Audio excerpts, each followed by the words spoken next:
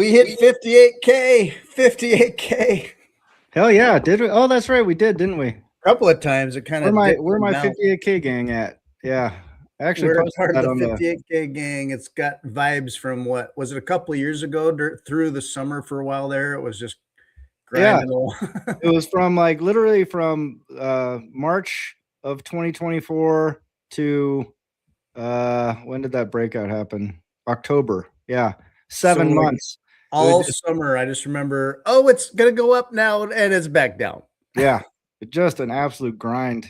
Yeah, but this market is looking brutal, dude. Like, I don't know if you want to do some fucking TA. Sure, we can look at chart stuff. Let's see if I got all kinds of tabs open, so we'll see what shows up here. But yeah, this is it sharing? Oh, there it goes. Okay. Yeah. So as you can see here, I'm going to give you some rudimentary TA. This is a low, right? Like you can say that's a low, obviously, right? That's a higher low. So that's a higher high. That's a higher low, higher high, higher low, higher high, higher low, higher high, higher low, lower high, lower low, lower high, lower low. So when you're talking about trending stuff, right? Like a fun thing to do is you can actually flip this thing over and go, does that look like a bull market now? You go, hell yeah, look at it. It's fucking going crazy, man. This is a great time to buy. Look at it climb. But that's the inverted chart, right? So if you would be buying this chart inverted, when you flip it back over, should you be buying this chart the other way around? You kind of go, well, probably not, right? So there's your got Bitcoin. There's your little TA splash of goodness for the day. But I would point out this is the little Tindicator thing. It's the 9 EMA 18 SMA. And when that crosses, that's a buy signal technically, as long as the RSI gets above 50. You'll notice here, though, that right there was the golden cross, but no concurrent cross here. So this is like the little thing that keeps you out of head fakes. Yeah. All right. And I mean, it's obviously it's an imperfect metric, but right now, like we were talking about, I think last week or the week before, if someone asked me, hey, is it a good time to buy Bitcoin? I go, probably a good time to wait. Yeah, you've got a market structure that says we're on a downhill. It's lower lows and lower highs. And you've got the indicator is not flipped correctly, and it's all pointed down. The RSI is pointed down. These things are pointed down sharp, and the 18 SMA is also starting to curl down. So, like it was starting to kind of curve around, but I don't know. It's a good time to wait if you're thinking about getting yourself some BTC. Stack that dry powder, sit on your hands for a little while, wait for that thing to turn around, and then man up some sats. As it was going down, and in my head, it's getting low in here. So like if I'm not looking at those charts and I'm just feeling my vibing FOMO as I am inclined to do, I'd buy at least a couple of those dips. I would buy just to watch it go further and be like, oh, it could go further. Well, it would take another little big tank, and I'd have some dry powder, and I'd be all like this fiat's burning a hole in my piggy bank, and I'd time it to buy a little more because it had been months or whatever. I buy a little more, and it goes down even more. So buying that dip has been a painful experience. So many people have been white knuckling their way through all this. There's got to be plenty of long-termers in a way who are really stopping and reconciling how much they're leveraged, how much they're in, how much they're out, what constraints they have in their lives. Are they convicted? Why are they in it? It's stuff that I went through in 2021, I guess, where I held, and I just like, no, there's reasons why I stay in this. Now I'm galvanized by that, so that now it's got all those vibes from 4 or 5 years ago. And it's like, no, I know why I'm in this. Right. But that last golden cross that happened, we kind of talked about this a bit where there was a kind of a golden cross there. And a lot of people saw a signal like, oh, we hit the bottom. and it was writing a brief little Golden Cross moment. But at that same time, that RSI didn't quite cross. It backed off and went down. So that Golden Cross moment was brief, Yeah. and we're back in this Death Cross era, and the RSI hasn't come back up. Yeah. So it's still wait time. Right. Yeah. But it's a great time to save. It's a great time to save all those fiat pennies and dig through the couch and sell the rest of your chairs and, like get ready for when that thing bottoms out for real. Hey, Johnny, I'm glad you're doing somewhat better. Day 5, that's a brutal surgery you just went through, man. Like, I'll keep you in my prayers, man. I hope that recovery goes well. I don't like the idea that you're taking the same dope as Elvis, but as long as you don't eat a peanut butter and honey sandwich on the can, you should be fine, right? Shoot the television when it's like when the nurse is out of morphine, shoot the television. Anyway, but yeah, no, that's a grind of pain, its own kind of pain. Yeah. But yeah. Well, the hip, there's like literally nothing you can do. Like all angles rest on the hip, right? Like you lay down, your hips are involved. You stand up, your hips are involved. You sit, your hips are involved, right? Like there's just no way to avoid the discomfort, right? It's always just like, I guess I'll just sit here with this dull ache that permeates every inch of my body for the next 6 months or whatever. It's like so terrible. So I hope I'm not making this worse, Johnny. Goodness, but it's just brutal surgery to recover from. But I think on the back end of that, you end up like doing line dancing again and stuff like that, right? Yeah, you can get back to it. When I've had back pain, even shoulder pain, neck pain, or whatever, and there's time, primarily what it'll often stem from is like a stiffness or a lack of flexibility down in my hip flexor stuff. And if the primary stretching that I do when I'm disciplined enough and I stretch more regularly, I'll do my hips like on the floor. I'll go round and around, left and right. I do this 360 kind of rotating around and around and around, doing my whole hip all the way around and then hugging my knee and all the things. And stretching those hips out, it helps up my back and my spine and then my posture and everything. Like if my hips are tight, it may not hurt or I may not feel them, but then I'll be like, my whole spine is like accommodating for my tight ass. So yeah. Well, it's like all around that core region, right? Is like if you can keep that buttery, like life is good, when that gets tightened up, and that's like most people work in offices and shit like that, they're sitting all day, they don't really walk. When they do walk, they're like hunched and they're not, like everything is like kind of clamshelled in, And it was actually some Pilates instructor way back in the day. Like I was doing jujitsu and this guy was a Pilates guy, right? And I had back problems all the time, like for years and years and years, just nothing but back problems. I went to some fucking chiropractor and that guy, like what I had was when I was 16, I injured my back picking up a couch and it was just like a warm feeling and then I couldn't stand upright. And that was it, right? It wasn't like pain. It was just like, oh, I just cannot physically stand erect. Like I'm just hunched over. Like I can't do anything about it. But I wasn't hurting. And that's the way my back would go out. It was like, it would just be like, oh, I felt a little twinge. And then it's like, oh, I can't quite straighten up. That's annoying. So one of those times I went to a chiropractor because everyone said how great they were. And this guy like wrenched on me and I was like, oh, I can stand up straight. And then my back went out again. And it was the worst pain I'd ever experienced in my life. Like I collapsed on the ground. I was literally going like, I can't move. Like I don't know what's happened here. And so the chiropractor kept wrenching on me and I kept getting like temporary relief. And then I would go to like, so it went from like kind of an annoying sort of back injury to something that was like catastrophic and like disabling. Like I would go for weeks at a time where I just couldn't do shit. But anyway, I was doing jujitsu with the Pilates guy and he's like, oh, you should come to my studio. I used to work with like the San Francisco Ballet. I could probably help you with, whatever your back problem is. Like I deal with people that are like catastrophically fucking up their bodies doing ballet. So I'm pretty sure I can help you. I'm like, all right, cool. What have I got to lose? This guy, all he did was he came down and he said like, here, can you touch your toes? Can you do this? Here, walk across the floor. And he just sat there with his head like on the floor and he just watched me walk. He said, okay, walk back. All right, you need to do like 3 things, and it was mostly just like opening up the hip flexors and, making sure my quads were loose. But it was like the complete opposite of everything every chiropractor and fucking PT guy had told me up to that point. Like, you need to stretch your hamstrings, and like they kept giving me all these stretches that were making everything way worse. And they never once tackled the core issue, which was the front side of my body.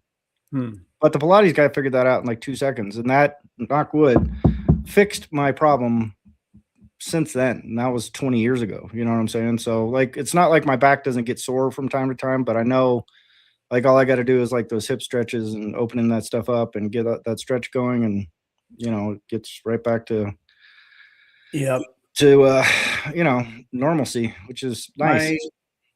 My job lending itself to being sedentary and desk jockey stuff all the time. I mean, I really have to deliberately think about, how do I have reasons to get up and move? Or there's times where it's like, oh, I could just call, or I could just email this thing. But there's times where I will just get up to walk down the hall, or walk upstairs, or walk over to the adjacent office building, just to like move, because it's so easy for me. I can sit and grind for hours and just be like, rah, like, damn it, I have to pee again. And I haven't eaten all day, and I just go. And so at some level I feel like, oh man, I'm productive, I'm fine. And then I feel it. I'm exhausted for no good reason. I get home and it's like, I sat all day, and what do I want to do? I want to lay down. But then I didn't walk hardly much on some days. When in America, I was just thinking about like the state of health and the nature of a lot of our jobs. When we went to Europe and a lot of places I saw, I start seeing a lot of healthy people generally, like healthier. Now, part of it, you're seeing tall, lean people generally everywhere. Yeah. And I wasn't seeing it like compared to Vegas. Like I wasn't seeing all these like sick people. Where's the people in scooters? Where's the people lumbering around? Where's the people just that look like, they're swelling up? When we went to Slovakia that one day, I think that was the first time I saw some older people, but it's like they'd been through some shit. They'd been torn up. There was a little more of like lumbering along, hunched over, like survived survived the 80s or something. I don't know what it was. But well, the Czech Republic had the same sort of rough history, right? But I mean, because that was Slovakia and Czech Republic used to be Czechoslovakia, right? So it was the same country, but how they broke that up after the fall of communism, so to speak, is kind of an interesting story in and of itself. But it seems like the Czech Republic has done much better in terms of like getting economic stability going and kind of building a market economy and making everything kind of work. Like Czech Republic is really, really neat country. Like I was talking with Robin a little bit about maybe staying a month in Austria, just see what it's like. But as I think about it, I'm like, maybe I should just stay in Czech Republic for like a month and just see what that's like, So, I mean, it's as a place to go, like it just feels like, to me, it feels like the US in the 90s, right? Like there's just like an optimism in the air, and there's like a lot of industry kind of growing up, and there's a lot of people, like everybody seems like they're working and they're kind of doing a little bit better. And, like it's got that kind of vibe around it, at least around Prague is what I sort of noticed. But, I don't know. What was your vibe in the whole place? Do you kind of get what I'm saying with that sort of 90s vibe? Like, like everything's on the upswing is what it feels like. Yeah, there's a spirit to it. It reminded me, and I think we mentioned this, it felt like America in the 90s, where and even down to the style of clothes. For some of it for me, now granted, I mean, if you go to New York, you might see some of this, people wearing their loud clothes or whatever, but some of the even subtle styles, it might just be a t-shirt, but it was like it's displaying the American brands, all of it very American oriented, but America has exported its culture. And so it'd be American brands, American sports teams, random, like Brooklyn, New York. And it's like, okay. And then like movies, a shirt with a movie that was like from the 80s or 90s in the US. And it was like retro. To me, I'm like, that's kind of retro, but it's worn in a way where like this is hip and happening now. And there's a spirit to like me as a kid in the 80s and 90s where things are happening. You can imagine things and do things, and like in America, we have that, and yet we have been sort of propaganda crushed, and also I don't know what that the mind virus stuff has infected, and so even as it's around us, like we live in the most cushioned, well off sort of situation as a country goes, on par, but there's a mindset that like all shit sucks. Um, and but in Europe, there wasn't that sort of cynicism. Right. I mean, I think it was in Slovakia a little bit. I don't know, but Yeah. in Prague, in Vienna, um, elsewhere, it just sort of felt like there was a spirit of like we're doing good, we're all good, we're going places, things are things are good and getting better. Yeah. Was my sense? I don't know. Yeah, I get that. I got that sense too. And I think it's a little bit different. Like if you went to London or Paris or like Frankfurt, like I think England, France, and Germany are struggling more. Like Germany, we kind of hear about a lot, just because they gutted their energy sector and they're sort of overrun with like Green Party nonsense. And same thing with the UK. Like they've gone whole hog into just like the sort of weird political correctness, policing thought, and stuff like What that. can we do to destroy our culture? Yeah, well, I mean, and it's odd watching like the enforcers of that like kind of go along with it. Like they're just like, okay, this is what we're doing now. Like they just don't like. There's no sense of like anybody that's kind of going, hey, don't you think this is not the right thing to be doing? Like police have a lot of authority in the field, right? Like they have a lot of latitude, and they don't necessarily have to come knock on your like they could go through the motions and not be enforcing those rules quite as strictly as they have been, and like carting off grandparents and shit like that, taking them to jail for mean tweets and whatnot. It's just like, and so the thing that's a little disturbing to me is like when you see the worker bees that are just kind of like plodding along, just going, well, that's what they told me to do. That's just what they told me to do. I just got to go arrest grandmas because they posted a mean tweet, and they're okay with it. So it's sort of a odd thing to see. I mean, I guess you only see the examples that go online, right? There's probably thousands of officers that just like, I'm not gonna fucking ring somebody up on this. Like, no fucking way. I went to try and make contact with them. They weren't available. Sorry. Just like, and just generally leave people alone. But Well, it's surprising though. I've thought about that a lot, and I talked a little bit about it. Like a handful of people that we know and that I met and we met in Prague from England and Scotland, and some of them thinking like, I love this island, our people, our history, our culture, but I'm out. Or well, um, it's just my home. I mean, no, I'm not going to leave, but yeah. I mean, I was like, is this at all fixable? Has it turned a corner? Is it too late? Like, is there any backing this around? And one guy I was talking to, he was like, basically he wanted to say, I don't know, but it was kind of like, no, I don't think so. I think it's over. Like Um, the sun set on the British Empire or something. But there's culturally, I've thought, sort of with the history of the monarchy or the class stuff, the sense of you can just hear someone's vernacular, the way they talk, and where they're from, what their background probably was, kind of where they fit in the social strata. And it's not that it's just disparaging or negative or anything. It's just kind of knowing who people are, where they're from, and all that. There's that kind of rich sense of, as a people, that culture, and maybe a deference or an awareness of social layers or status and a king. And so, like, God save the queen, yeah, well, is monarchy awesome? No. But do we love and respect that family for reasons? Yeah. yeah, Why? Well, it's like an identity. yeah.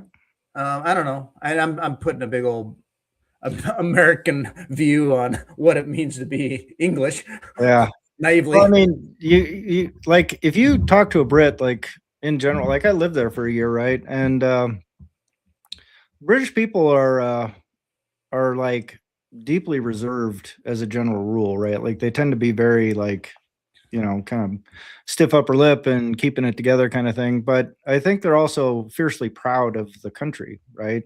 Yeah. Like even the people that kind of, are out like gluing themselves to the street and whatnot, I think deep down inside, like, and there's something to be said for that. I mean, that's a country that's stood now for, I mean, when was the Magna Carta, like 1040 or something like that? So, they've had a pretty good 1,000-year run of like being a thing that's there and organized and, a dominant force in the world for a long, long time. So you can't really like have that kind of structured history and not have some sort of investment in what that means and looks like. But what's happening now is it's just politics, right? I mean, it's the same fucking politics you get in the US. Like, if you want to destroy an economy, put a leftist government in. You want to make the economy really strong and make the social layer kind of boring, put a conservative government in. But that's it, right? Mm-hmm. And it's just like the fairness at the margins is where everyone's arguing. But, writ large, like conservatives tend to do money better and leftists tend to not. Like just Politics historically speaking. 101 is just presume there's all the money in the world and it's just somewhere else. If only government could steal it from the right people.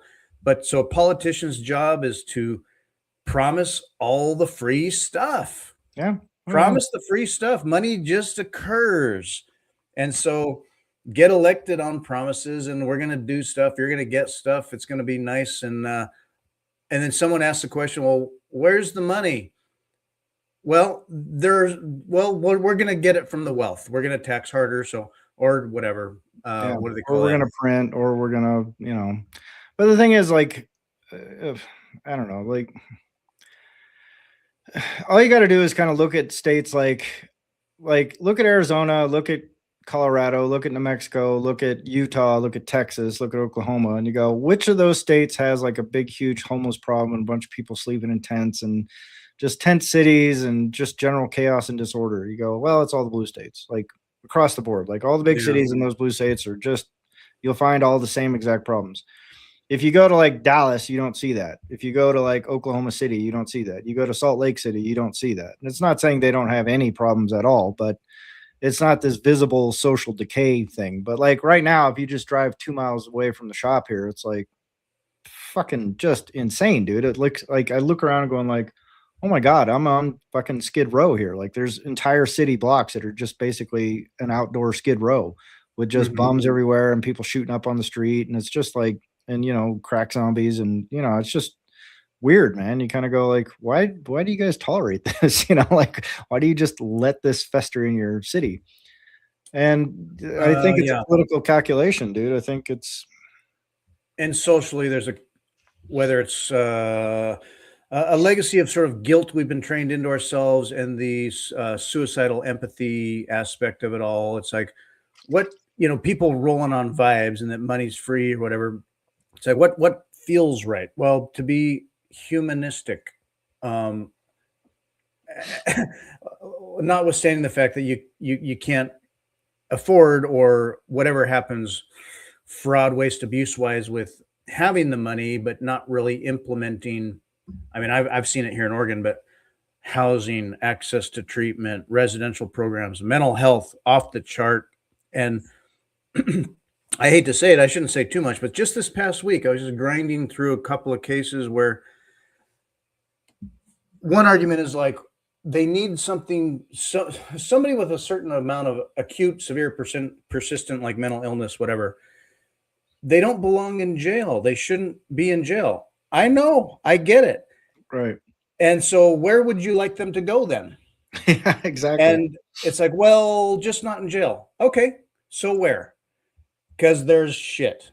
Yeah. And so what we're doing is playing patty cake round and around and around, trying to literally give all the help however we can or whatever. But unless we had like a place for them to be with staff and medicine and clinical things, that all of that costs or whatever. And then there's the whole insurance game. But it's like, okay, well, there might have been money for it. Where's that money? Well, OHA is failing its audits. I don't think they even know where the money went, and I shouldn't go there too deeply, but that's a little dark. Yeah. Let alone, okay, so there was money. Where'd it go? Nobody knows. Okay. There's some money. Is it going to the right places or in time? No. Why? Well, bureaucracy. Okay. So we just don't have the services. And so then what are you left with? Well, the community absorbs the damage. These people don't get the help at the level they need, so they float around. And then when there's really just like literally the windows of the police office get broken down, Right. Just so they broken. can get arrested. Yeah. And so it's like, well, he goes to jail. Well, they shouldn't be in jail. Okay. Well, the criminal justice system still works, but nothing else does. Right. Yeah. Exactly. So yeah, and so then there's the understandable criticism that, well, you're criminalizing behavioral health things. Not because we want to. Like, yes, it's a crime. Do they need to be prosecuted and go through the justice system? No, they should go to where clinically, if we have the science to fix it, we can rehabilitate the behavior and get to the root cause of all of that. So where's that? Yeah. Well, nowhere. Yeah. Well, it is. I mean, here's an interesting chart. Like, and this was something. Is that the right chart? No, this one. So check this out. This was a thing I saw in my criminology course, and I don't know if this chart is exactly accurate, but if you look at all through the 30s, 40s, 50s, and into the 60s, that's the rate per 100,000 adults in mental hospitals around the country, right? Mm-hmm. But right around here, there was a decision by the Supreme Court that said, hey, you can't put someone in a hospital against their will. Yeah. So what they do, they shut down all the hospitals and they kicked all these people out on the street. So what happens then is they go, well, now all these people are causing problems in society, so we'll just throw them in prison, right? So it's like you haven't really shifted anything. You've just shifted the weight around what the costs are, who bears the costs, and what that does to society. The thing is, if you get bundled up in a mental hospital, it's way better for your outcomes than if you get bundled up in a prison, right? But the political calculus in the United States just doesn't let people do that. Like we've got it's just like when the Ninth Circuit said you can't kick someone off the street if you don't have a place to put them. And that decision stood for like decades, right? Like 15 years. The Ninth Circuit came along and just said, hey, you can't criminalize homelessness. That's where that leftist idea of like it's not a crime to be homeless comes from. But the Supreme Court finally came to their senses and shot that ridiculous ruling down, because it's not, the state's obligation to provide you a house if you're sleeping on the street and shitting on the street and leaving needles all over the place. They don't have you don't get to go and screw up socially and screw up the social fabric and then demand a house because that's what the law says. Like it's just a madness idea to begin with. Yeah. So you're finally starting to see cities be able to come back and clamp down on homelessness and things like that. But oddly enough, while that decision stood, like places like Utah could still deal with the problem, whereas places like, New Mexico can't. And you just go, or California can't. Like they just let that problem fester and blossom. It's just like, why, So like what you're talking about, it's all sort of underneath the hood. There's just a ton of fraud, waste, and abuse and, incompetence and all kinds of stuff. But how you reverse that is sort of like, I don't know, if people are like willing to tolerate it. Like people in Portland to this day are still all big fans of like having tent cities in their fucking town. I don't know why. Like they will just march in favor of that kind of nonsense policy and then kind of bitch about it quietly when it actually touches their street. But it's just, I don't know. It's a weird world sometimes, man. They've learned a lot of highly athletic acrobatics in managing their sense of guilt or something about it. Yeah. And what you end up seeing is that, I mean, I have to be careful about what I say, but it's in a way, cases that are easier to prosecute will get hammered. And then the ones that are hard, they just kind of punt and they're like, well, almost just like writing it away or wringing their hands, but hoping and dreaming that like, if there's any excuse to not call it any kind of personal responsibility, right? If we can call it anything else, let's go there. Yeah. a diagnosis, a past, a trauma-informed thing, some event, some anecdotal story, um, basically trying to focus on that little nugget of glimmer of human soul in there when we don't have the science to fix it. Um, and then the dockets are piling up and then shit's just happening and we got to keep the machine kind of chugging along. And those that are like people, so basically people who are responsible, engaged with the system, working it, whatever, end up getting due process, which is sometimes just the hammer of justice. Right. And then those that are hard or um, whether they know it or not, their inertia in that flow, it's easier to kind of just drop them a little bit. I'm Yeah. not saying that it's completely ignored, but they're pled away. Yeah. Or, well, for reasons, we'll try this other thing. And then it's a punt and it's a punt. And you see people that have amassed up a massive amount of history and crime and whatever, and you compare the outcomes they got with the outcomes of, say, like your average responsible person who did one thing and got the full virtue of justice applied. Right. And the other person that just is still floating along with nothing. But anyway, there's also people imagine we have the science to fix this stuff, and we often just don't.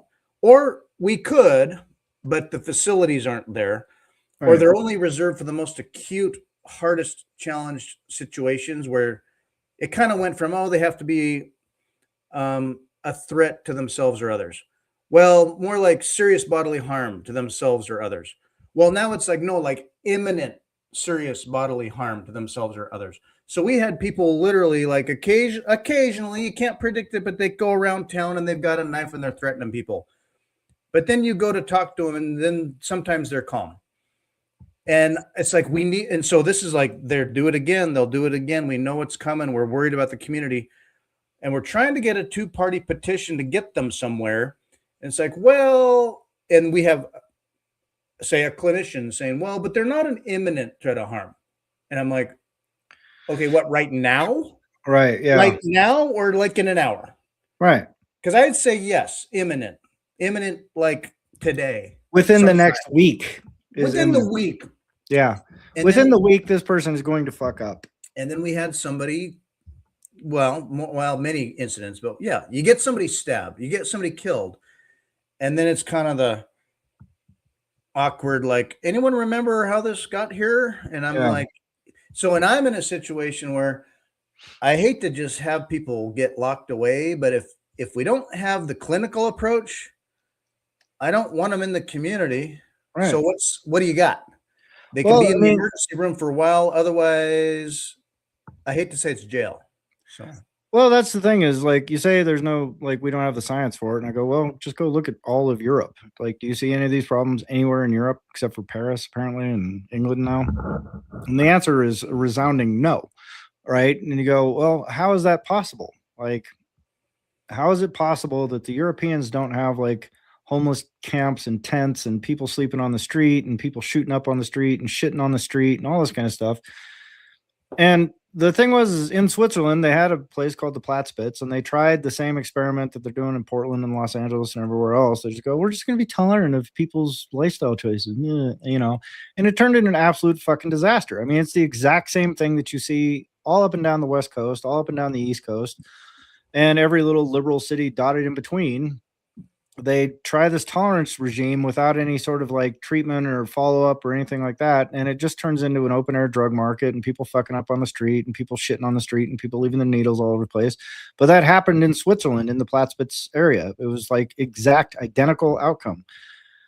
Unlike us, the Swiss came and said, oh, we should stop doing this because this is harmful to the entire community and everyone hates it. So we're not going to do an open air drug market where there's a tolerance regime. We're going to come up with a different plan. And so they started coming up with different treatment modalities and things like that. And they, wrap around services.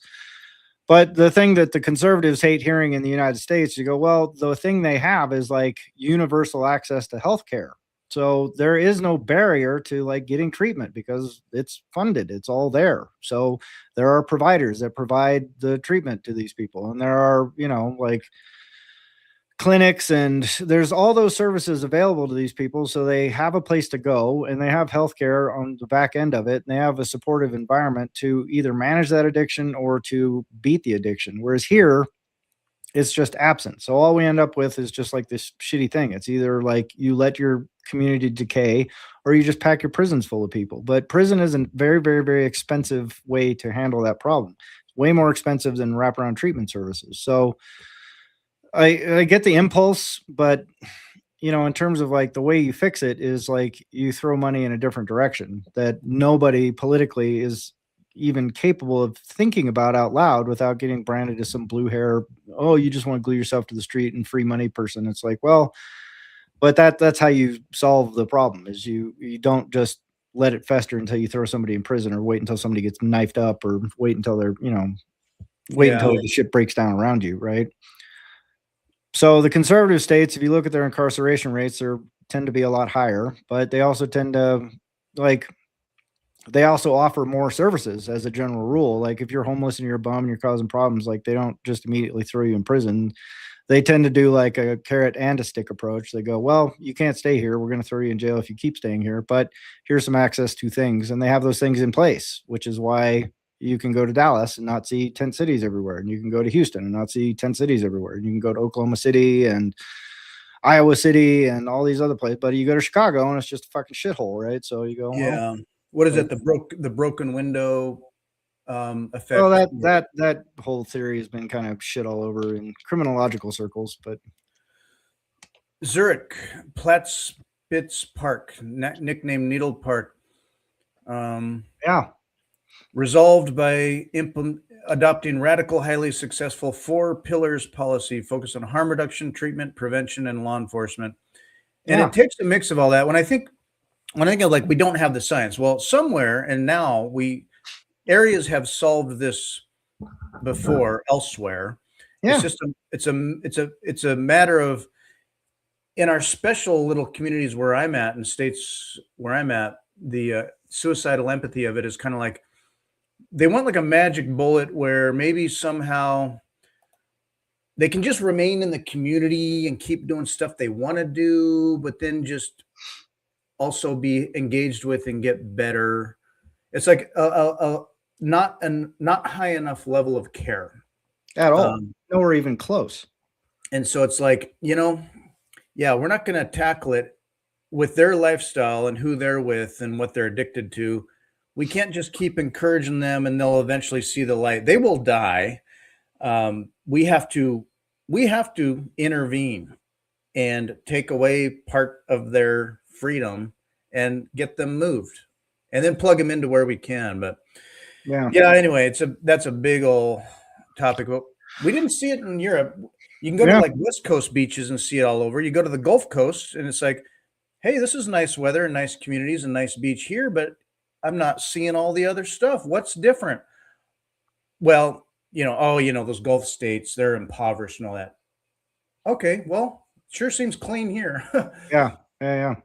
Well, it's different culture, different government, different policy, things like that. But I don't know, man. Like, all I know is kind of floating around here in Albuquerque, like there's just a lot of like frustration being here, right? Like we had the dickhead that was letting people camp across the street and like to this day, I don't think that guy's come out and apologized to anybody for the just massive economic drain they created in this entire neighborhood. Like they literally created a problem on purpose and then fought to keep that problem live. Despite there was a big arson fire, despite someone getting murdered over there, despite like the trash and the refuse and the open air drug dealing and like the prostitution and all the crazy shit that came along with their little experiment because this guy wanted to take a social stand. He's like, well, if the city's not going to help the homeless people, I'm going to help the homeless people. It's like, you're not helping them. All he was doing is just driving traffic to his bookstore, right? Like he just like created like a media buzz around him because all the media is sympathetic to this fucking retarded idea of like, yeah, I'm just going to let a bunch of fucking ex-cons and fucking drug addicts like sleep in my parking lot. What could go wrong? Yeah. And then there's a fire and a murder and yeah. But like now that the camp is gone, do you know how many problems are on the street? Like, because the guy would always say, "Oh, it's not the camp; it's the people passing through." I'm like, well, are those people still passing through and destroying everything?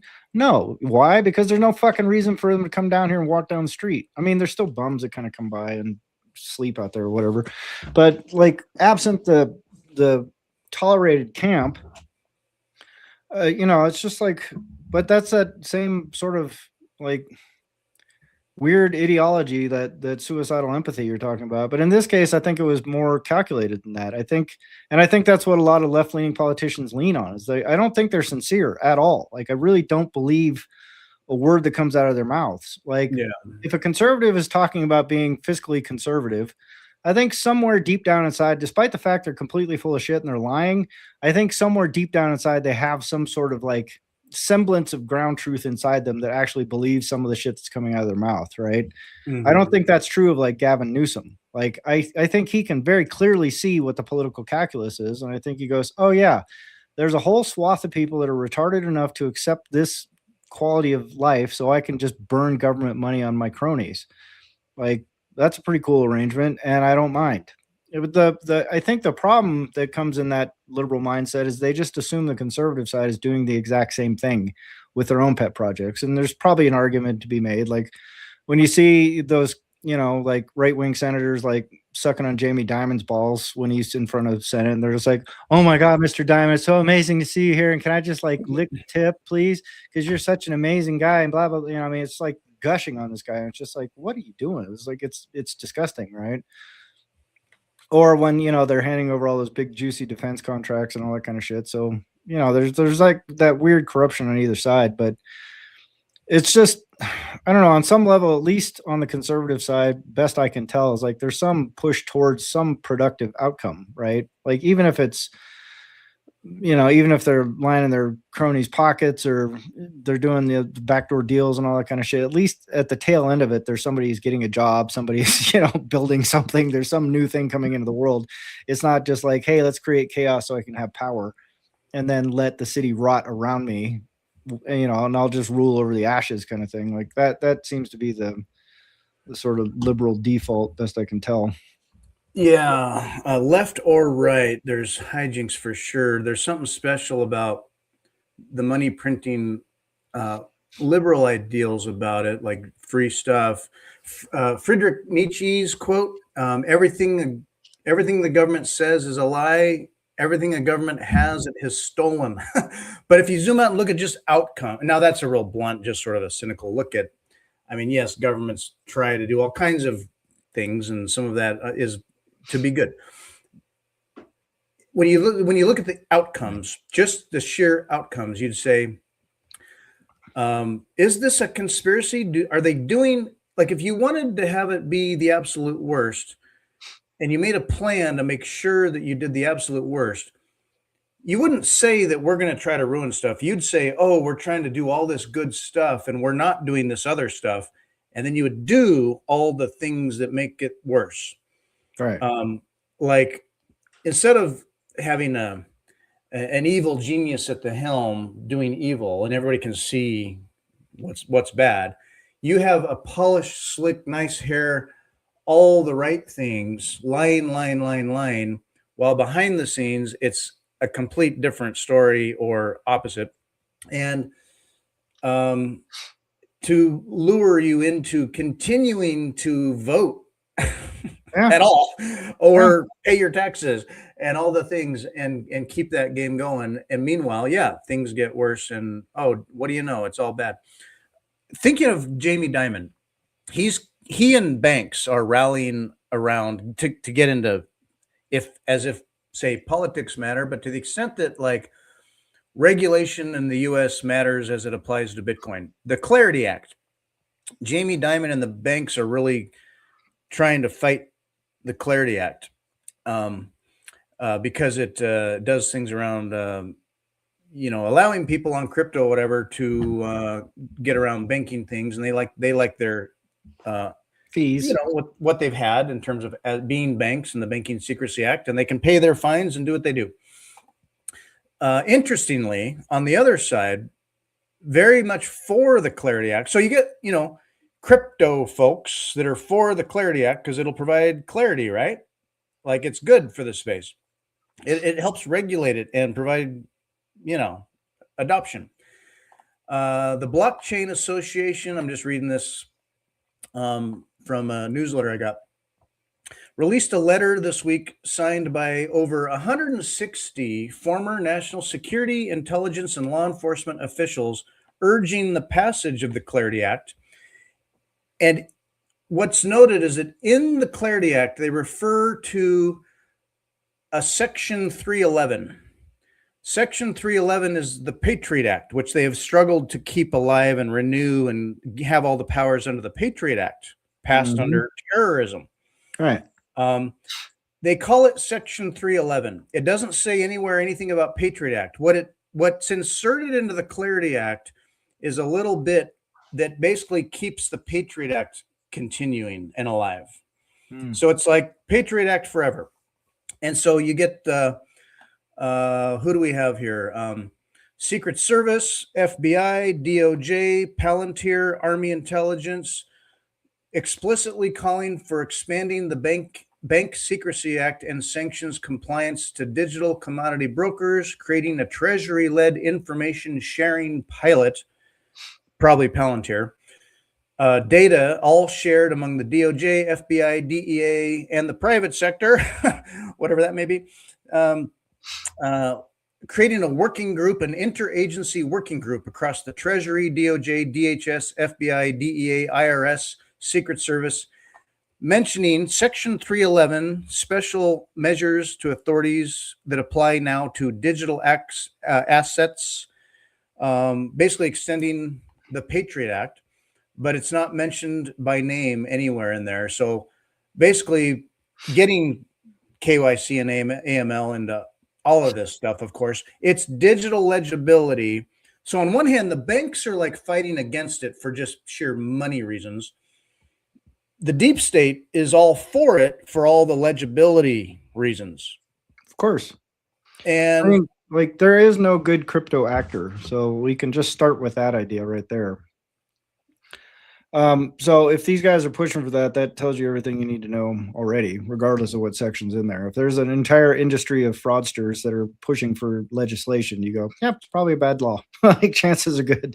And anything that entrenches the USA Patriot Act is obviously like bad law, right? So, I mean, but that's just kind of what ends up happening though is you just find more cracks and more seams and more evasions for this shit. Like they are gonna keep trying to make you more legible, and your job as a person who values any sort of privacy is to either be completely legible or to find ways to evade and obscure and hide, right? Rich people don't have to worry about any of that shit. Poor people do. So it's about managing their resource pool, which is you and me and, the poor people in the world. The wage earners are, wage slaves really. But those are the people that get hammered by these things. So, right. Any shitcoiner that's pushing a rule, chances are good it's not a good rule.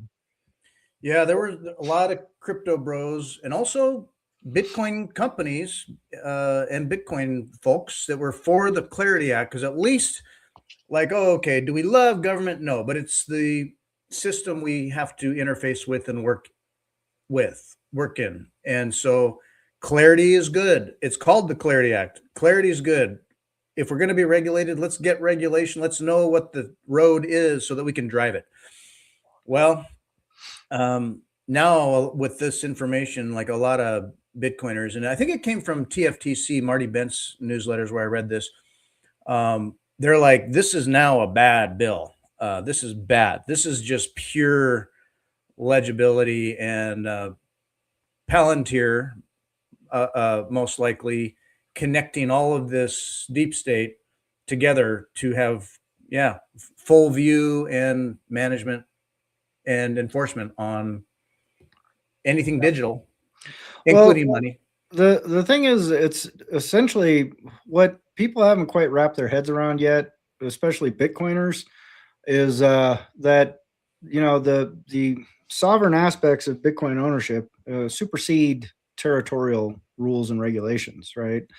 Like, and that's one of the pure strengths of Bitcoin that Ethereum doesn't share, Solana doesn't share. Like, none of the shit coins, they're all entities that can be served a subpoena and can be shut down, right? Bitcoin is not like that. So that's why, when people talk about their little fart coin or whatever the fuck thing they're coming up with as like an alternative, I go, dude, there is one legitimate, unbounded, non-sovereign right of exclusion, and it's Bitcoin, and there's nothing else that matches that. So, when people get tripped up about like what the regulations say, like that's all tradfi bullshit, right? Like, of course, some treasury company is going to want clarity on how they're doing their rules because they're subject to subpoena and they're subject to, legal enforcement. If you're a sovereign Bitcoin holder that holds non-KYC Bitcoin in cold storage, you don't like what are they going to regulate? Like, hey, you're not allowed to trade that. Go fuck yourself. Like, you can't stop me. Period. Like if I want to go travel to Africa and buy a building in Africa by trading Bitcoin to somebody, I can go fucking do that. Like, there's not a force on earth that can prevent me from, well, I mean, they could prevent me from leaving the country, I guess. But absent, some sort of draconian, like seizing you as a person, they can't seize your asset, right? And that's why Bitcoin is such an important and distinctive change in the world. So when people are asking for clarity, they're asking for clarity to do shitcoin games and fucking fiat games, and they want clarity on how much they can push the envelope of like what's legal. But legal protections proved very thin when it came to 2008. Legal protections proved very thin when it came to 2020. Legal protections proved very thin when it came to post 9/11 world. So like what difference does it make to you or me as a Bitcoiner what some fucking regulator thinks about Bitcoin? Like, nothing. As long as that network stays decentralized and secure, it's my property. Go fuck yourself. Period.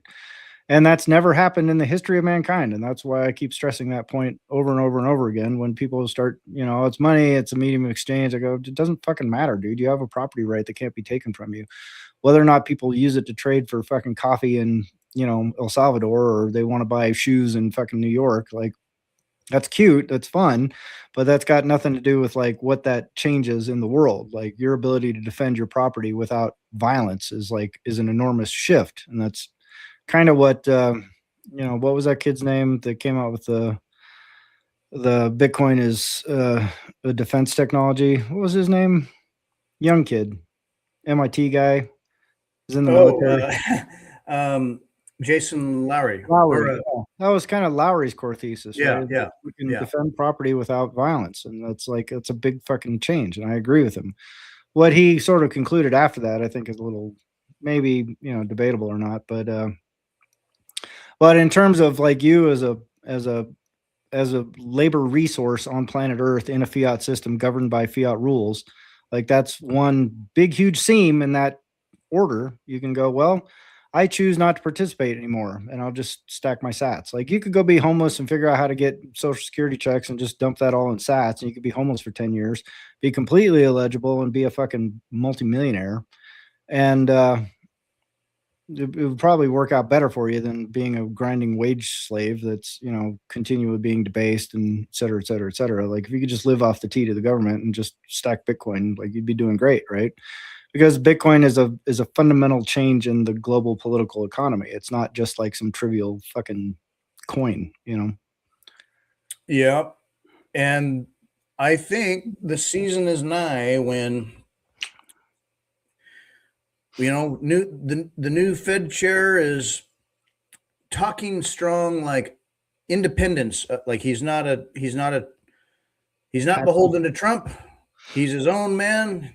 He's holding interest rates tight. They may even go up. And okay, so that teeter-totter of a hard recession, depression economy, or liquidity and devaluing the dollar and keeping the liquidity going, it's a narrow tightrope. But he's talking really hawkish. But I just think a season is nigh where things got to change, and we enter golden cross for a little while season on Bitcoin, just with pure money liquidity. and flow and stuff. Something's got to move. Yeah, Uh, maybe.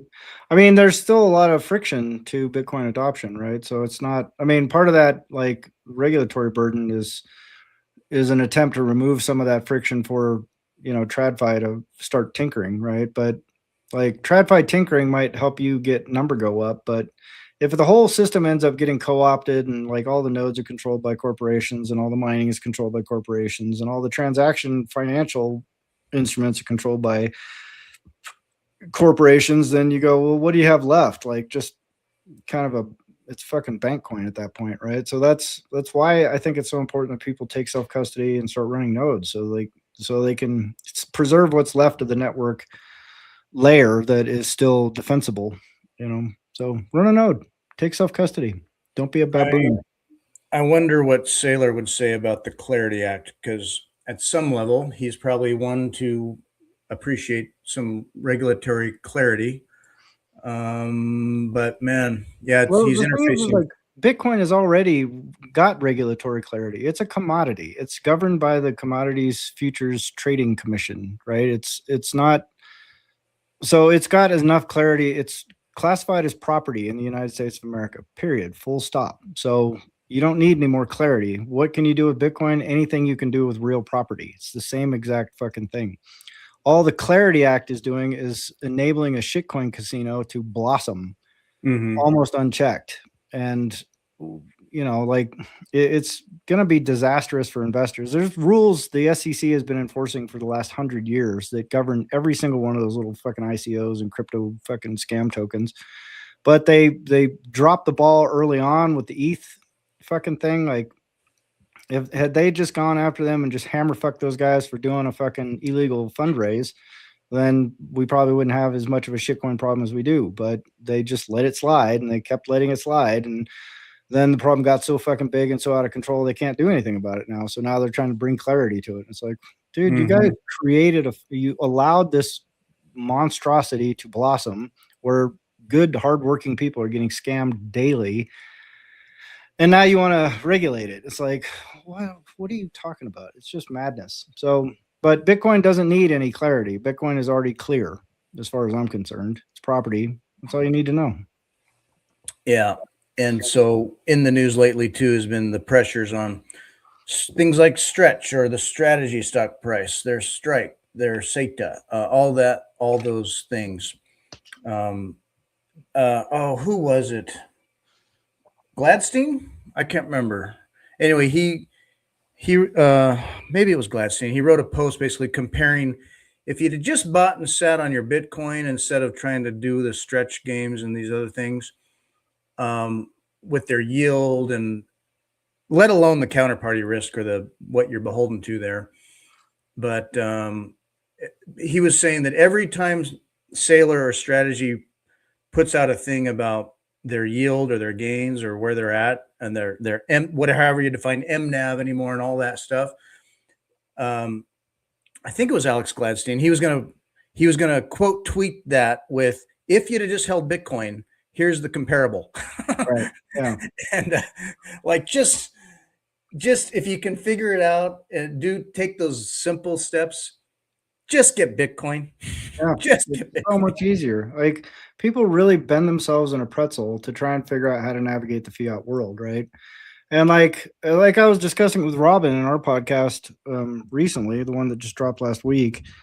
Uh, I kind of look at it like, man, it's such a simple thesis that you don't really have to think about anything. Like if I want to go invest in SpaceX, I have to think about some shit, right? I have to dig through some stuff. I either trust someone to break it down for me or I break it down myself. And the likelihood of me missing something important is probably very high, right? Not to mention, I'm probably bringing a bias to this analysis and all kinds of crazy shit. And then it might blow up in my face anyway. And then there's all the insider dealing and all the, preferred versus common and, like who gets what in what sort of liquidation event and who gets what in this kind of event and, bankruptcy and all the problems.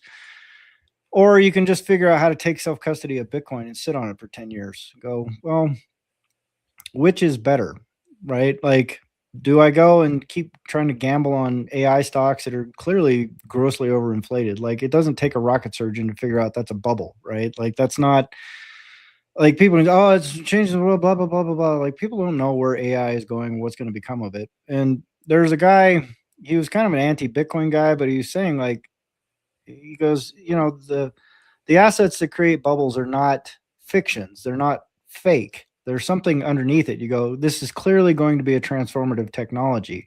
That's why the bubble can form, right? It's not because the thing is clearly like a scam or it's clearly a stupid idea. It's not a shake weight.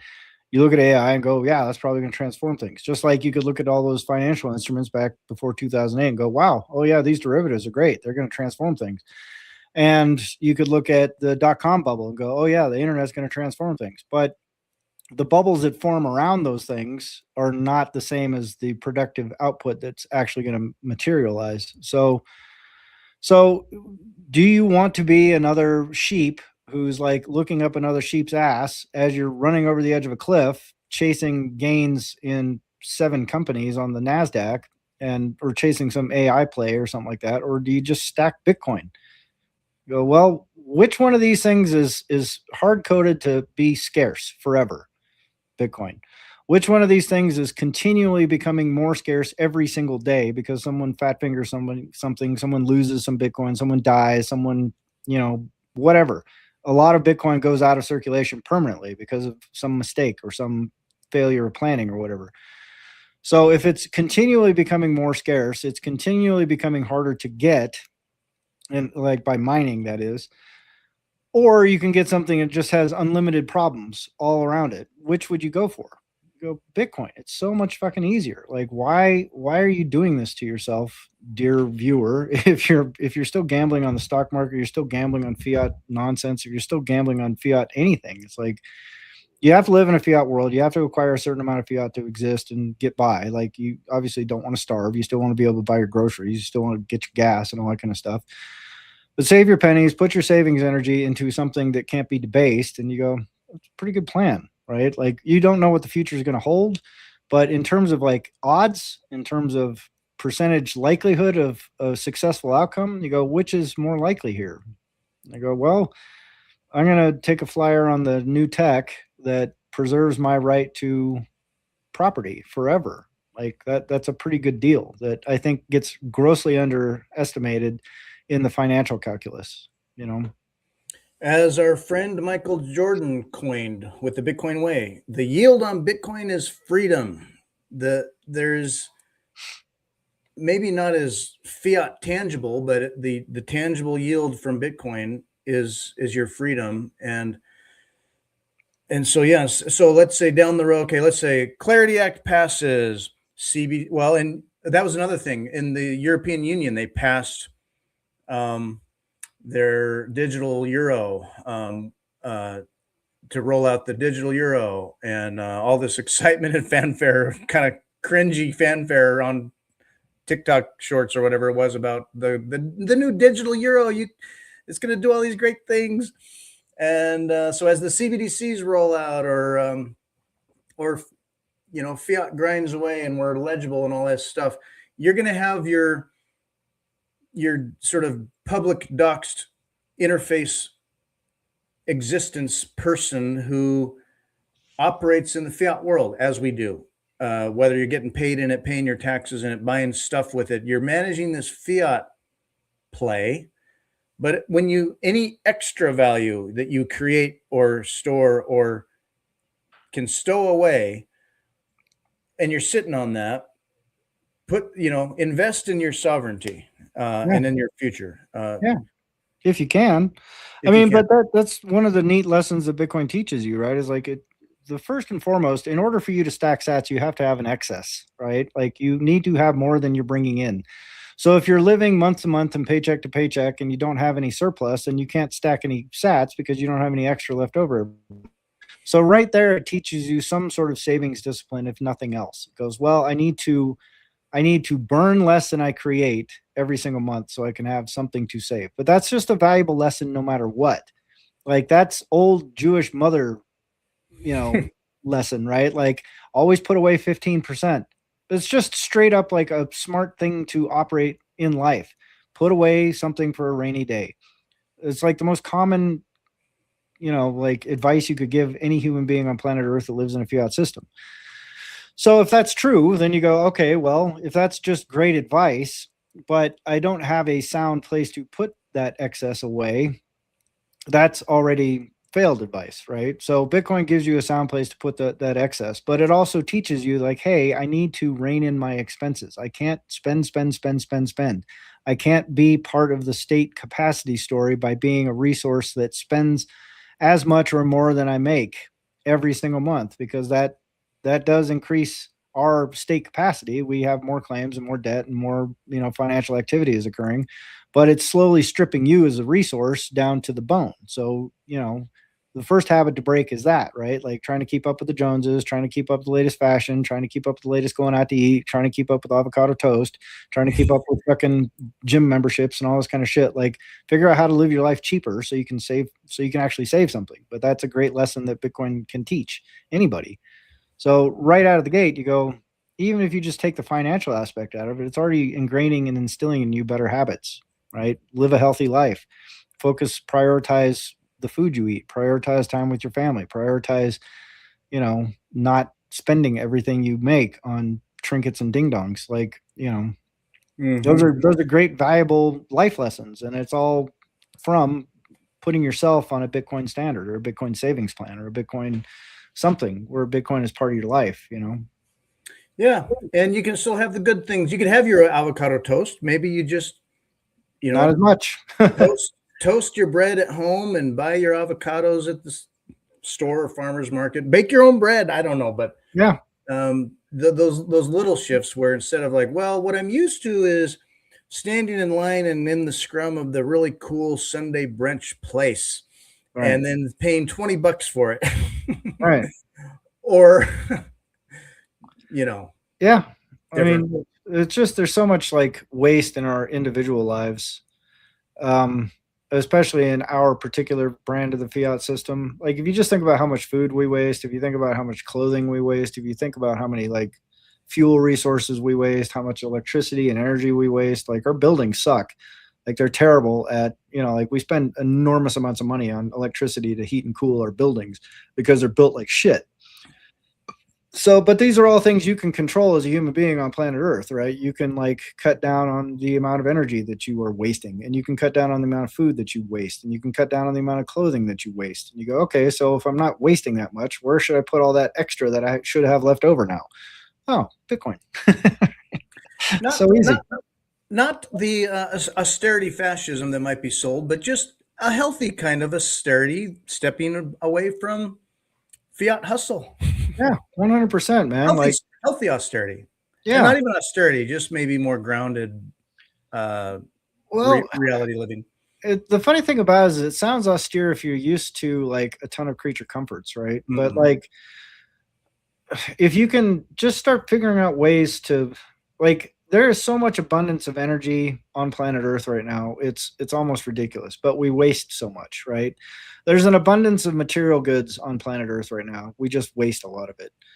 And so if you as just an individual can figure out how to cut down on your own personal waste, it dramatically improves your standard of living very rapidly by just not being addicted to consumer culture. But I think Bitcoin helps enforce that sort of mindset. Like there's those memes you used to see, like this is what a Bitcoiner's apartment looks like. And it's like a folding chair, a mattress on the floor, and like a 14-inch, black and white TV with rabbit ears sticking out of it. And, and most Bitcoiners will see that picture and go, oh, you should sell that TV. Yeah, I don't even know if I'd watch the TV.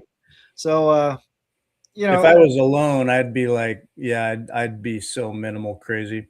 Yeah, but the thing, obviously, you don't have to like sleep on a mattress on the floor, right? But every time the wife wants to go, like, I think we need new curtains. You can just tell your wife to shut the hell up. Like, no, we don't. Those curtains block the light. Oh, if it was so easy. Yeah, I'll tell you. Well, about I mean, that. you gotta start. Yeah. Gotta start early in your relationship. I wear the pants, but she buys them for me and tells me what color to wear.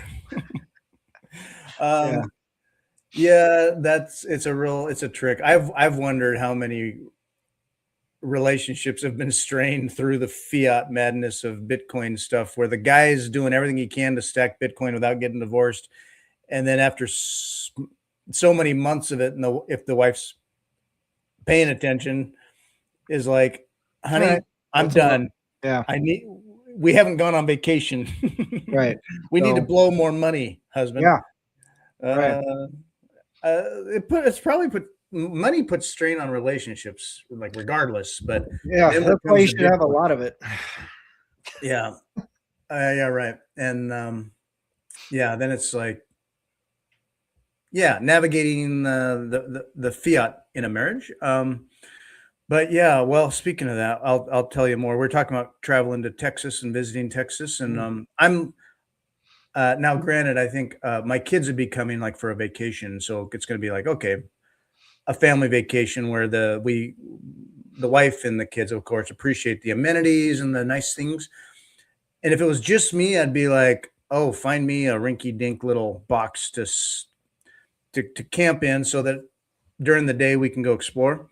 Yeah. Well, yeah, Nope. the family fiat standard is an inclusive Resort. beach spot. Yeah. Anyway, Well, Texas if we end barbecue. up going down there, I'm just gonna go whack golf balls around while you're doing family stuff. And then I was thinking about like looking at some property or just kind of, I more just kind of want to get a vibe check on the place and just see what it'd be Yeah. like to kind of float around, you know. Yeah, so we're going to carve out room and time a day or two explicitly where we could just do that. Wife and kids can have some time of whatever the hell they want to do, and then I'll check in on them and have some of that time too. But I'll be partially free, just Yeah. free to look at stuff. But yeah, people are continually still moving from West Coast states to areas of Texas, people loving on Nashville, even, Florida. Yeah. There's a movement happening. And as much as I love the geography and aspects of, say, Washington, Oregon, California, it's sad to see, well, coming back from Prague and that trip and all that. And then part of it's just kind of like in a daze of reintegration and back to work and like, still floating on good vapors from a trip. And then it was hit me this past week again where like I'm back in it. I'm fully immersed. I have to start deliberately managing again my energy and mental health around the day to day. And it starts to seep back in again where if I wasn't more deliberate about managing my time and energy and attention and things and separate things in boxes and keep myself sane, I just find myself slipping back into what wants to be a rut of, well, like the things we were talking about earlier. I mean, trying to keep the tide from coming in when the tide keeps coming in, and you're supposed to keep the water back. Like your job is to keep the water back, so keep sandbagging. It's like, have you looked at the ocean and the tide? Yeah. It's I a mean, tsunami. we've saved this sandcastle here for a while, but this is ridiculous. And anyway, it starts to wear on you. It's like, okay, don't stop and think about it too much. Do not consider the existential aspect of what it is and why you're doing it.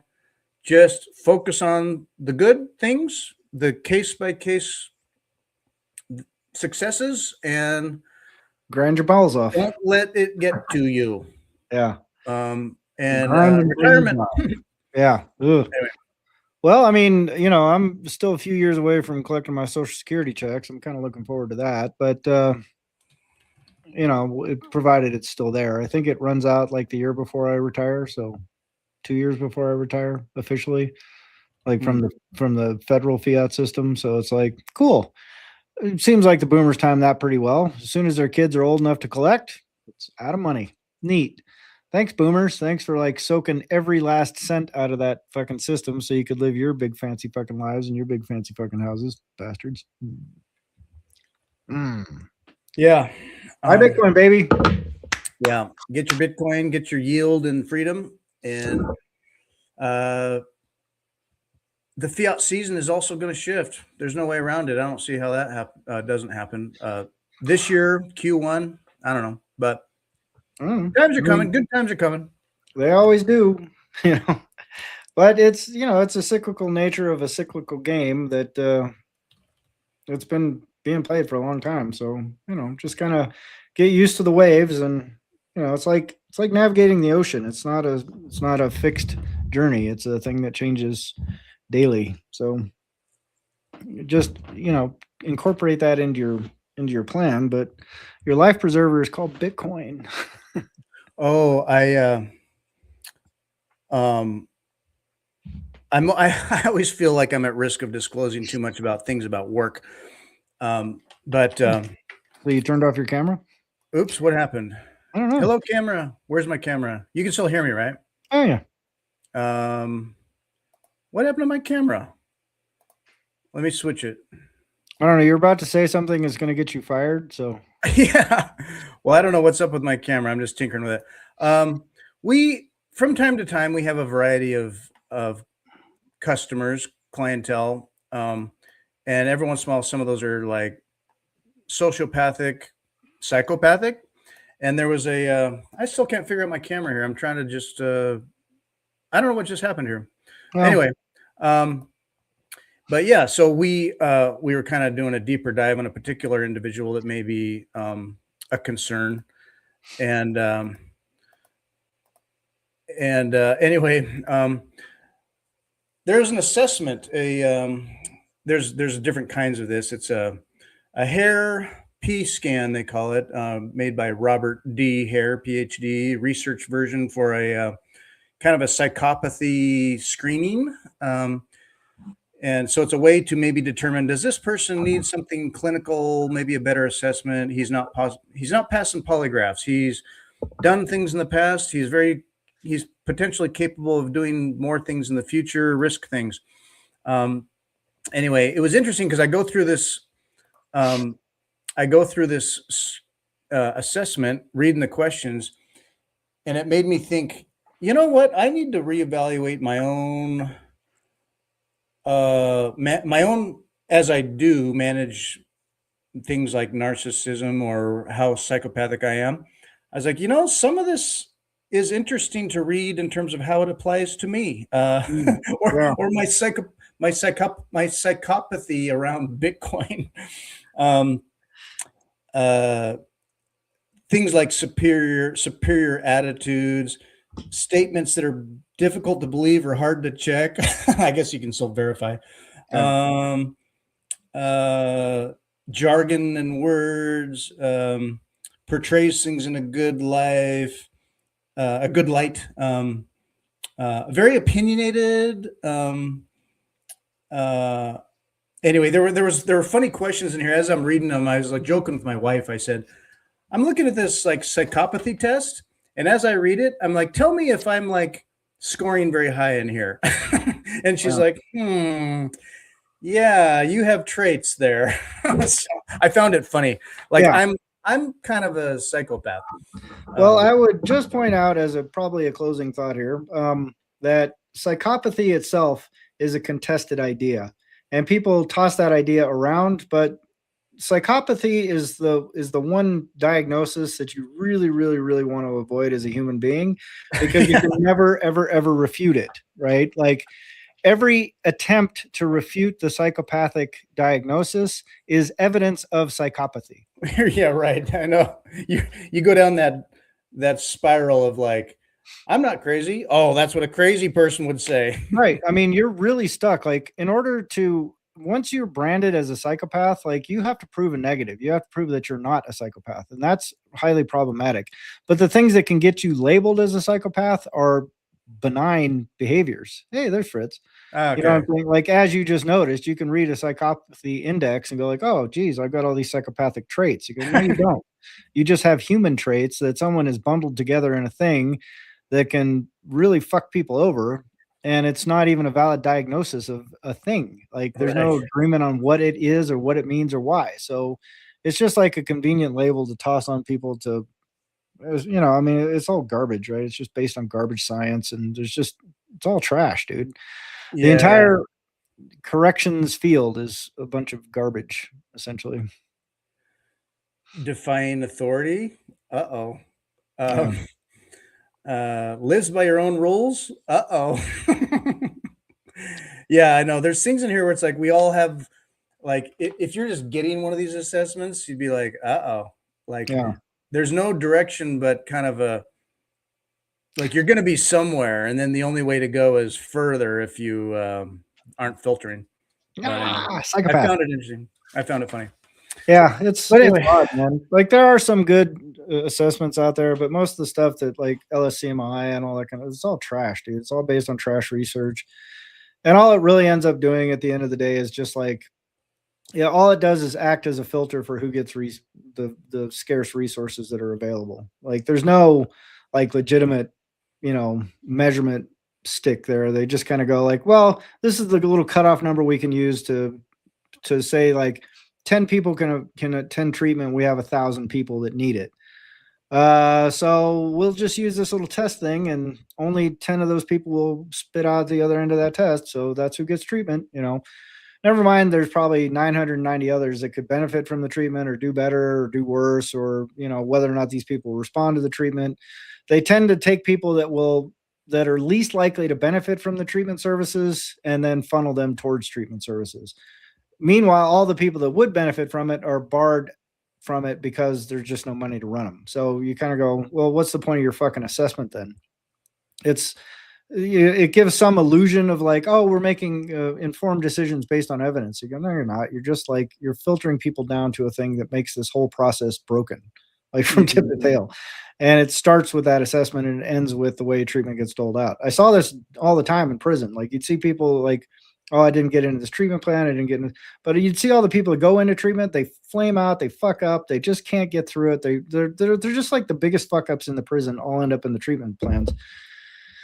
And their survival rate is like tragically low. But if you're a person that's had some behavioral issues or whatever bad enough that you ended up locked up, there's like some of that stuff could really, really help those people, and they just can't get to it because they don't tick enough boxes on the fucking assessment. So it's just I don't know. yeah, It's a very frustrating industry to be part of, especially as a researcher. yeah, and that's where when I think about having the science to just know things or fix things about it, some of this science, it's like, well, this is the best we have.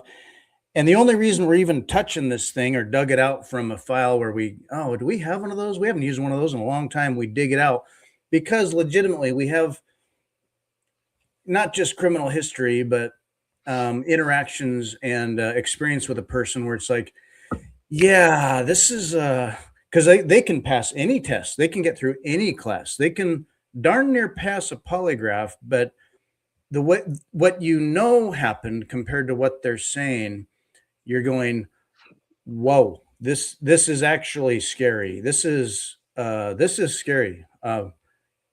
Charming person. You would believe them, but the realities don't jive, and the victims are real, and you're going, ooh, what do we do? I guess we'll start with this screening. Oh, they're like top of the chart. So I mean, we're not the clinician, we're not the expert, but then is anyone? I don't know. No, not really. There's actually, we should probably wrap up. But Yeah. there was actually a really interesting study done ages ago. They gave people, it was severe chronic alcoholics, and they broke them off in groups. They gave one group just the material, like take this home, read through it, do the little exercises, come back, we'll gauge a result. They gave another group access to psychiatrists and counselors, right, that help them work through the stuff. And it turns out that 8 out of the 10 psychiatrists had worse outcomes than if you had just sent the person home with the book, right? Like that would have just, 2 out of the 10 psychiatrists had superior outcomes to just sending someone home with the book. Mm-hmm. And they looked at it and they go, what's the difference in the profile of these practitioners? Why did 2 out of 10 routinely way outperform both the practitioners and the book and just the book itself? And it turns out it was the empathy of the practitioner. So right out of the gate, you go, is it the training they get? No. Is it the science that they're applying? No. Is it the exercises they're giving? No. Is it just the quality of the person delivering the information in conjunction with information that seems to be relatively helpful anyway? Yes. Oh, so how do you factor for that? Like, how do you hire for, we need to find this intangible quality in our practitioners that will guarantee good outcomes? You go, there is no test for that. Oh, so we're just boned. Yeah. So 80% of your practitioners are going to suck, period. And they're going to be bad at their job. And they're going to be all full of like confidence because they got a master's degree in fucking social psychology or whatever the fuck it is. But in reality, they're just a failure at their job. They'll never be good at their job. And it doesn't matter what you give them. They're actually going to do worse than just sending somebody home with a book. So that's the field that you're competing in right now. And if you look at the practitioners that go into criminal justice, they tend to be way worse, because it's not like you can make way more money in the private sector away from criminal justice settings. And so that's where the talent tends to gravitate. So you end up with like the bottom half of the shitty tier of shitty practitioners that, it's just like, so how are you going to fix all that? It's just, you get to keep grinding. You get to keep giving people dumb assessments and, making half-informed decisions and hoping they don't kill somebody because some fucking judge let them out. It's just annoying. Yeah, it's crazy. Makes me question a lot of things and just want to do Bitcoin, baby. Put your time and effort into something that gives outsized returns, and that's Bitcoin, 100%. Yeah. Well, I think we solved this week's worldly problems. Yeah, no problem. And we have fully established we're Bitcoin psychopaths. So we are. I'm diagnosable. There'll be in the DSM-5, DSM-6. They're going to add a Bitcoin derangement syndrome. Yeah. And I fit the bill because we take self-custody. We say, run a node, take self-custody, get off zero, get sovereign, and manage your expenses. Yeah, manage your expenses and your sovereign life, your right to privacy, the Cypherpunk Manifesto. All of it. And Johnny, I hope your hip heals up. I hope you get healed up by the end of the week. That's my prayer for this week. I hope you're out jumping around and doing jazzercise by the end of the week. Probably aspirational, but I hope you're healing. Yeah. Okay. No peanut butter and honey sandwiches on the toilet. Shoot that television. There we go. MicroSeed is the best way to take self-custody. One single MicroSeed kit allows you to stamp as many seed phrases as you want. MicroSeed comes with stainless steel washers, a titanium washer, and even a nylon washer. Think of metal detectors or having to travel through security. You can even go down to the hardware store and buy your own washers by the bag or the box and crank out as many as you want. Go nuts. So get off paper and get yourself a MicroSeed at microseed.io.